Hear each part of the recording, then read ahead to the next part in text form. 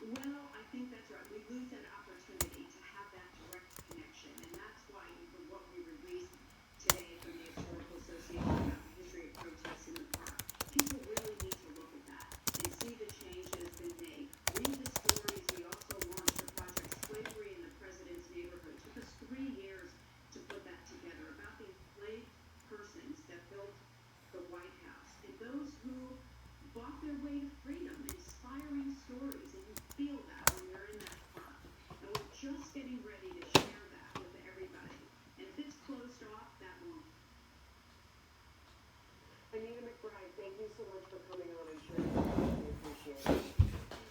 And we are getting an update on the push to dismantle subway to Seattle police recount zone, the dramatic step local businesses are taking in hopes of reclaiming their neighborhood next.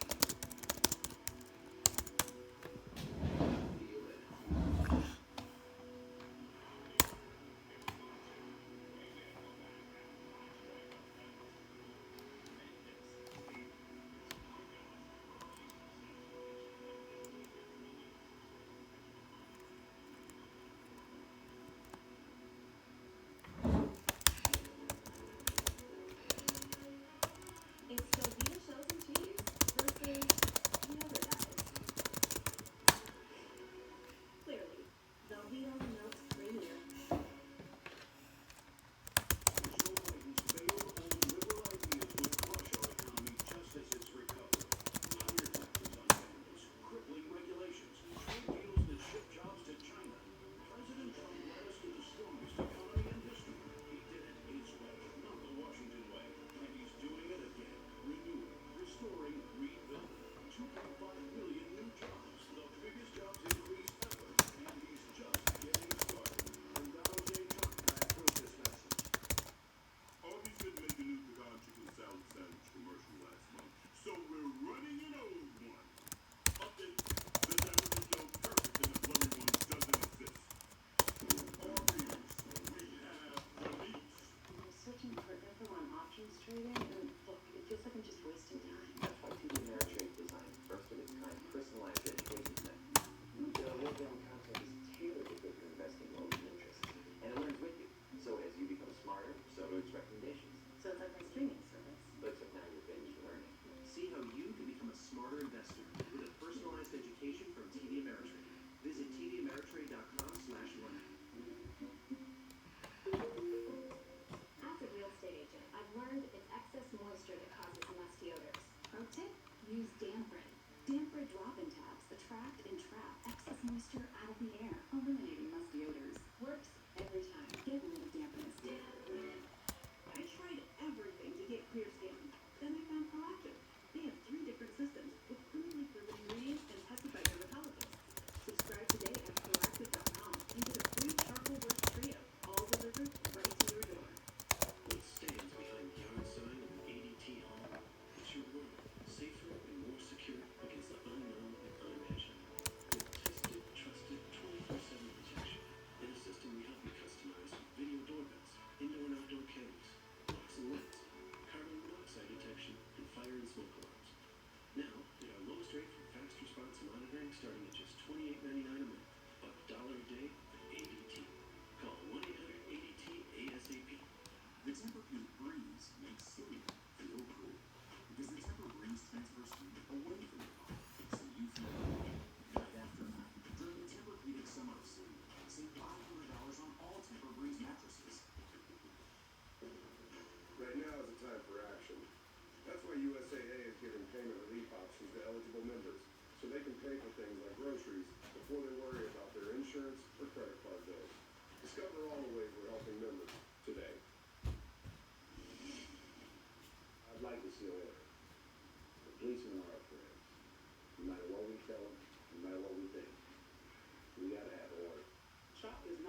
invasion.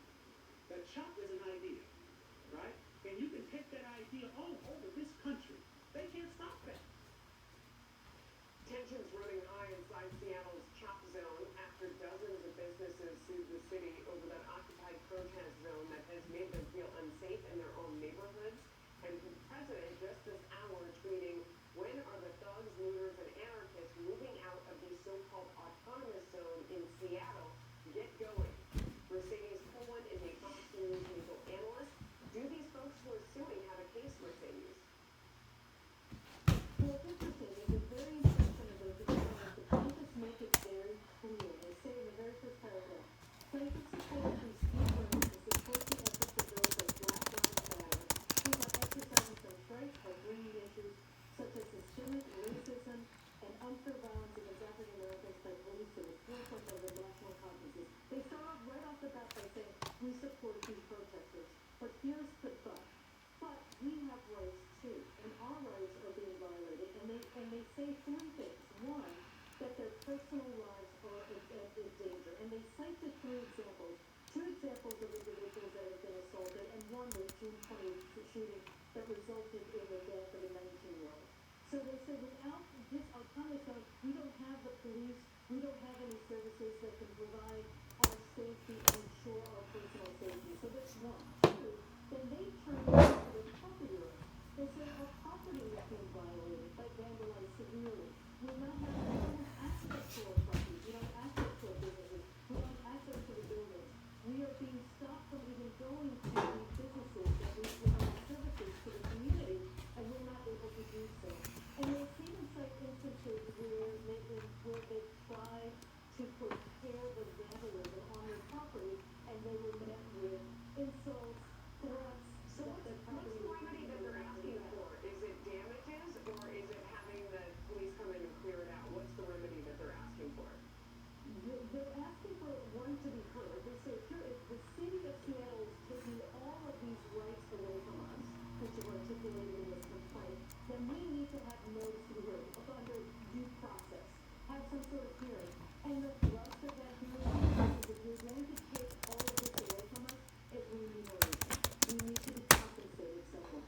So if you're going to establish that these zones are actually have to be in existence, then you can't count our rights as property owners, businesses, and of course, the residents. We love it. It'll be interesting to watch. Mercedes Poland, I'm sorry to cut you off, but the show is over. Thank you so much for joining us, and thanks to all of you for watching. I'm Melissa. Next up is Dana. Coming up, a couple big interviews at this hour. Former National Security Advisor John Bolton. He will join me live. Then, House Minority Leader Kevin McCarthy. Lots happening on the Hill today. Hello, everyone. I'm Dana Perino, and this is the Daily Briefing.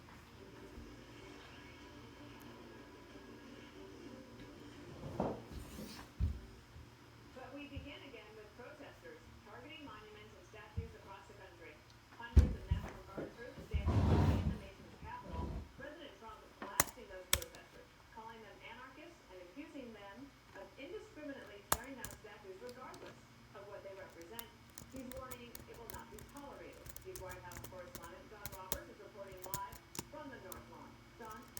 Dana, good afternoon to you. And the issue of statues and monuments still in the news today as a group called the Freedom Neighborhood is vowing to pull down the statue that you were saying a second ago.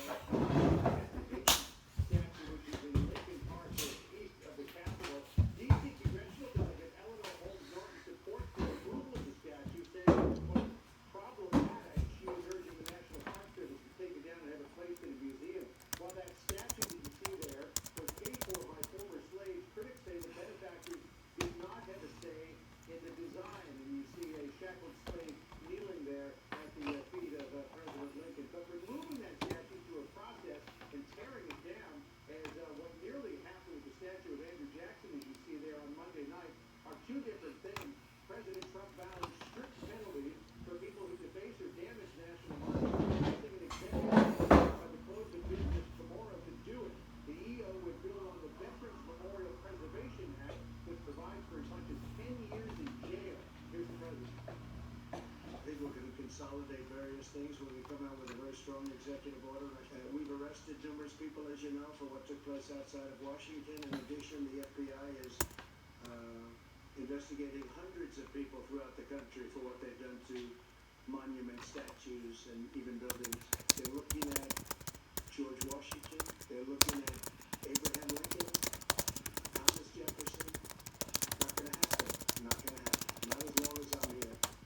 President Trump said that he believes that in many cases, these people who are tearing down these statues don't even know who the person they're tearing down is or what the history is. For example, on Tuesday night in Madison, Wisconsin, the statue of noted abolitionist Hans Christian Heg was taken down, beheaded, and thrown into Lake Monona. Hans Christian Heg